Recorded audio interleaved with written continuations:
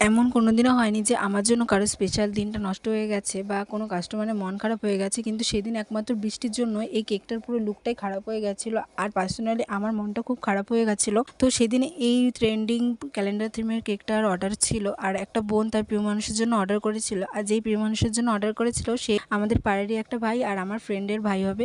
তো যাই হোক, আমি ভালো মতন কেকটাকে বানিয়েওছিলাম, তোমরা লাস্টে দেখতে পারবে ফটোতে।